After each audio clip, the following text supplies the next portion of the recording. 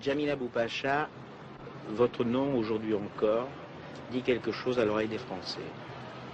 Vous avez été une des jeunes filles qui avait appartenu au mouvement de résistance et à la partie du mouvement de résistance dont on a parlé le plus, qui a été celle qui a participé à la bataille d'Alger.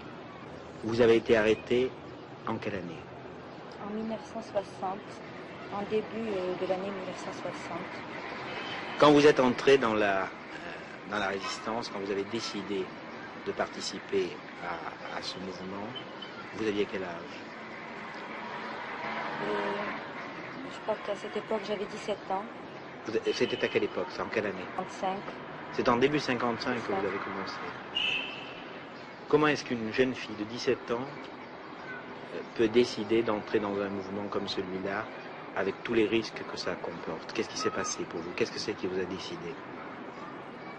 Eh bien, j'appartiens à une famille de militants, puisque mon père lui-même appartenait à une organisation militante, et cela bien avant le 1er novembre 1954. À quelle organisation? Eh bien, le PPA, le MTLD.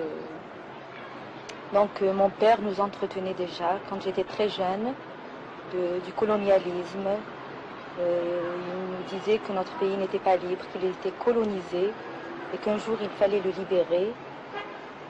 Et quand la révolution s'est déclenchée, je me suis décidée aussi à y participer. Enfin, qu'est-ce qui se passait au moment où l'une d'entre vous, que ce soit vous ou l'une de vos camarades, vous aviez à aller poser une bombe, par exemple, dans un des lieux publics d'Alger? Qu'est-ce qui se passait dans votre tête? Qu'est-ce qui se passait dans votre cœur à ce moment-là?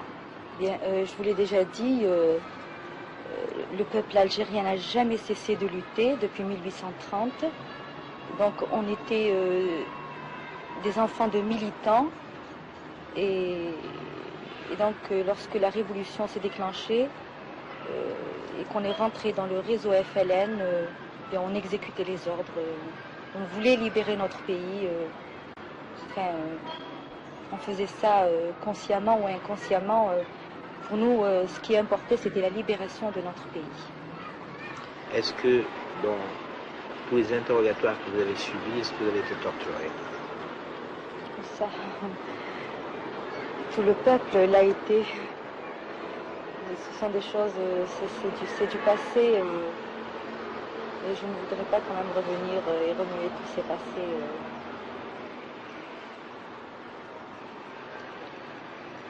Tout le monde a été touché par la révolution, tout le monde a été torturé.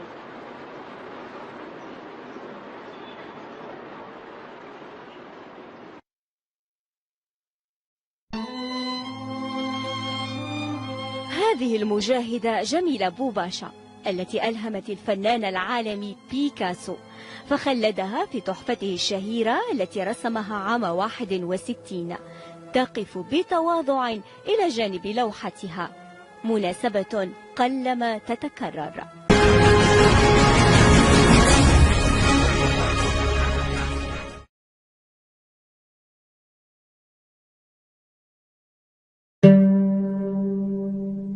Djamila Boupacha was born in February of 1948 in Al Jazeera.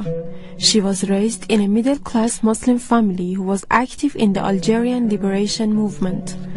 Boupacha was one of the main members of the National Liberation Front in Algeria. Women played a prominent role in the Algerian Revolution, and many great figures fought to release the country from the French occupation. Djamila, who worked as a paramedic, was arrested as a terrorist along with her father, sister and sister's husband. She was accused of bombing a university, a charge which was never proven. She was extremely tortured by French forces when she was in the prison of Hussein Dey. Then a French lawyer of Tunisian origin called Giselle Halimi became her lawyer and defended her on charges of terrorism. The tribunal of Djamila was one of the most controversial trials in France and Algeria. A committee was established headed by Simone de Beauvoir, which included some French fighters and famous writers such as Louis Aragon, Elsa Triolet, Aimé Césaire, Jean-Paul Sartre, and Geneviève de Gaulle Antonios to support Jamila Boupacha. After Algeria's independence and at the end of French colonization, she was released in 1962. Gisèle Halimi, the prominent lawyer, and Simone de Beauvoir wrote a biographical documentary on Jamila, which was published in 1962 as Jamila Boupacha. Picasso painted a portrait of this young activist woman. The Chilean architect and artist Roberto Matta dedicated her a video called Jamila's Quail. The Italian composer Luigi Nono offered her a song called Song of Life and Love.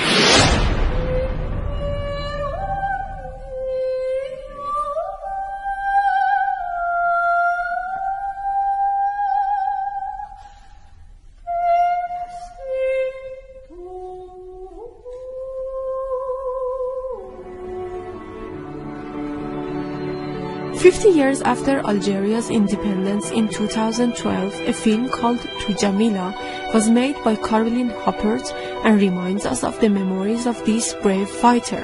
But Jamila was not happy with this movie. In her opinion, the film was focused on her personage and paid less attention to the liberation movement of the Algerian people.